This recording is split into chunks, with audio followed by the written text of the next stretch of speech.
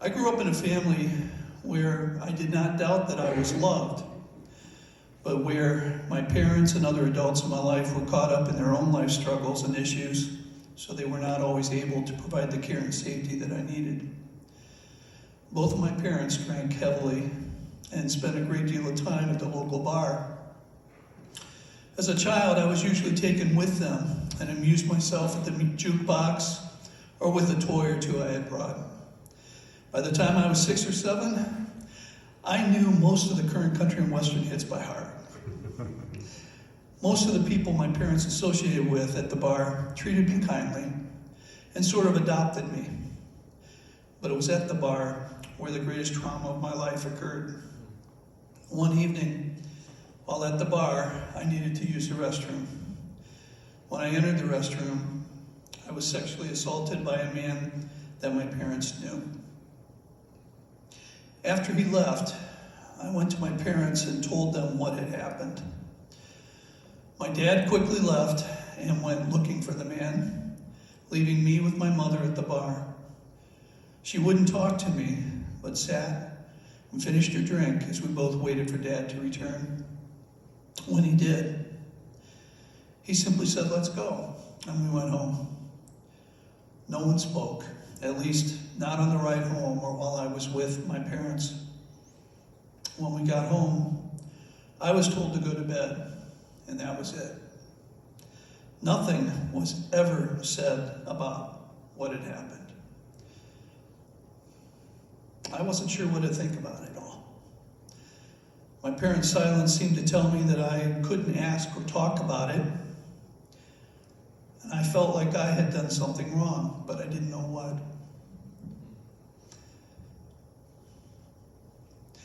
I knew that what had happened was bad, but it felt like it was my fault, that I was bad. And I carried a sense of guilt for a very long time and didn't have anyone that I felt I could talk to about it. So I didn't. That guilt was later increased when on 2 separate occasions I was assaulted by teenage boys that I trusted. One was a boy that my friends and I looked up to, who talked us into playing a quote-unquote game with him, where he took a couple of us aside and assaulted us. The other occurred on a camp out with the brother of a friend of mine, and my friend got sick and wasn't able to go. So while on the camp out with his brother, I was sexually assaulted a 3rd time. On both of these occasions, I wanted to run and tell somebody what had happened. But because of what had occurred at the bar with my parents, I was both afraid and too ashamed to say anything. So I didn't. Unable to understand both what and why these things had happened, I became very confused. And feelings can be very deceptive and mess with your mind. As I grew older, I began to question myself. Was I to blame for what had happened? Did I somehow encourage or invite these encounters in some way? It never felt right, and I knew in all 3 cases that something was wrong. But was that something me? The confusion and guilt began to grow into an anger that built up over time. I avoided any close relationships with anyone, male or female. As a teen, I only had a couple of close friends, and I seldom dated. I was afraid. I didn't trust myself, and I still felt too ashamed to talk with anybody about it, so I didn't. When I was in junior high, something happened that was the beginning of my hope for healing. My older brother had become a Christian during the Jesus People movement, and the change I saw in him was amazing. Soon after, I finally felt I could ask him about what had happened to him, and he shared the gospel with me for the first time. Friends invited me after that to a concert at their church, and music had always been such a big part of my life, so I went. It was at that concert that I understood the gospel message that God loved me and accepted me. And I responded to an altar call that night and invited Christ into my life. I wish I could say that took care of all my issues of anger, insecurity, shame, and fear, but it didn't. With my relationship with Christ beginning to grow, I still compartmentalized all I had experienced and tried to deal with it all myself. The problem was I didn't know how.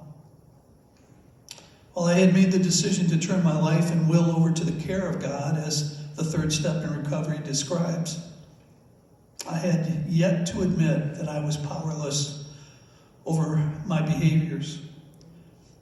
And that was why my life still seemed unmanageable at times. So, throughout my teens and into adulthood, I continued to put up walls and avoid getting close to anyone. That wasn't until I met Diane, who became my best friend and then my wife. When Diane and I got married, I had just graduated from college and I was destined to be a music teacher.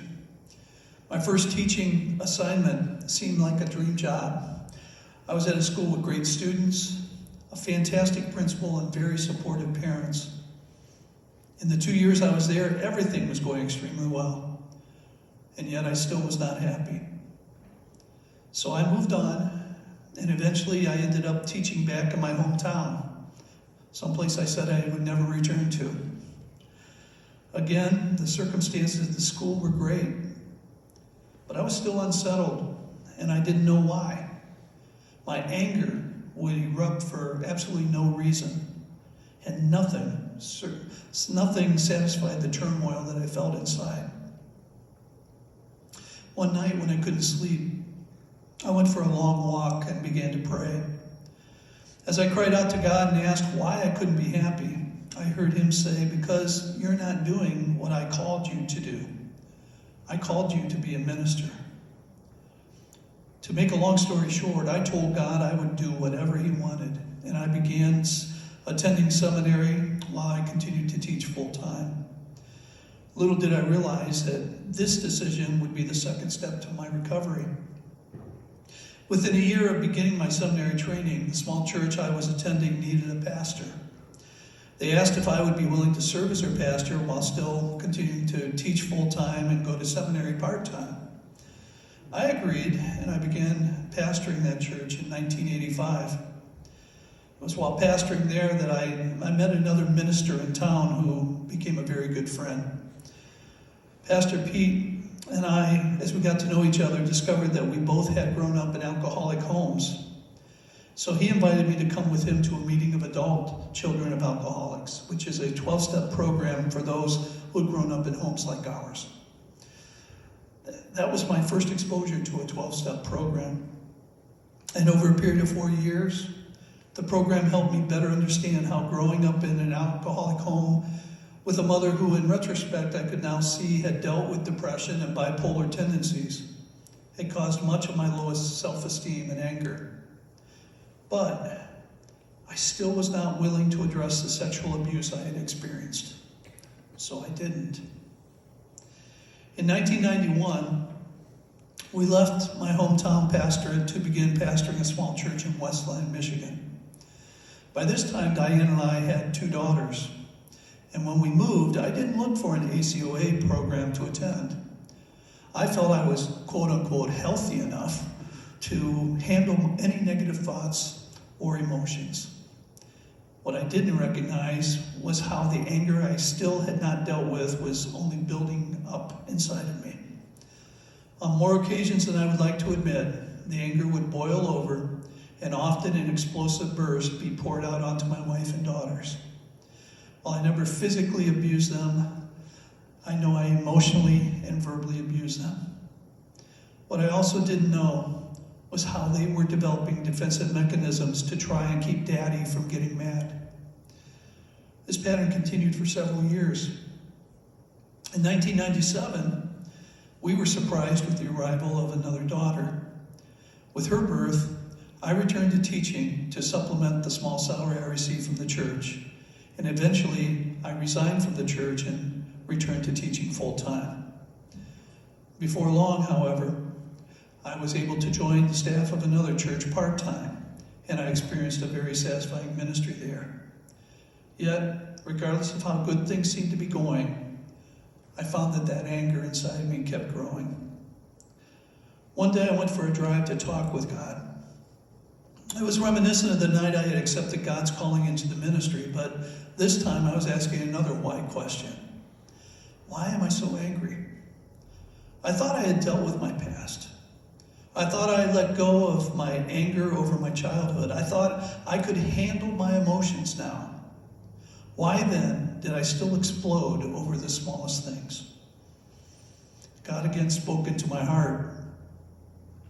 He reminded me of what had happened to me at the bar when I was a young boy and of the incidents with the 2 teenage boys I trusted.